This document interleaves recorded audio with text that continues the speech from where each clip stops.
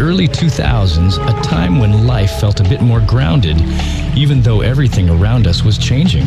Looking back, it was a pretty unique era. We didn't have smartphones, social media wasn't everywhere, and the internet was still figuring itself out. Remember dial-up internet? That sound you'd hear every time you connected, and how you had to wait for your parents to get off the phone just to get online.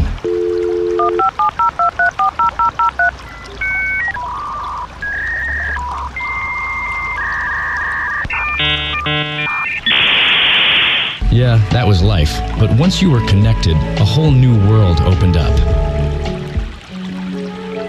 MySpace, that was the social media platform. Setting up your profile, picking the perfect song for your page, and stressing over who made it to your top 8. Simpler times.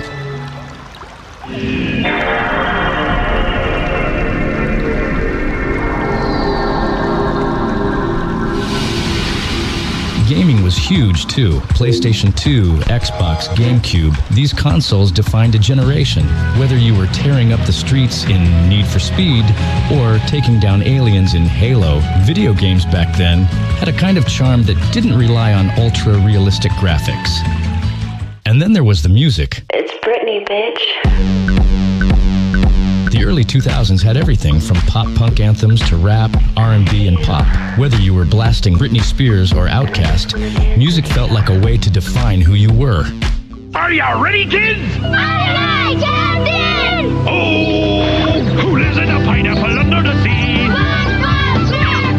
Cartoons in the early 2000s? Pure gold. You had SpongeBob SquarePants, the goofy sponge who lived in a pineapple and somehow became an icon. Whether it was jellyfishing with Patrick or annoying Squidward, SpongeBob was endlessly quotable. But it wasn't just SpongeBob. The Fairly Odd Parents gave us a kid with fairy godparents who granted the wildest wishes. And Ed, and Eddie was all about goofy scams for jawbreakers. Simple, hilarious, and unforgettable.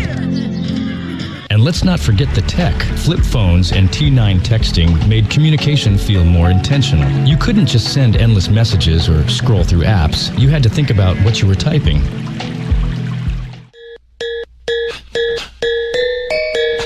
The movies of the early 2000s had a vibe all their own. It was an era of fast-paced action, unforgettable soundtracks, and over-the-top fun. Take The Fast and the Furious. Tokyo Drift, for example. Released in 2006, it wasn't just about cars.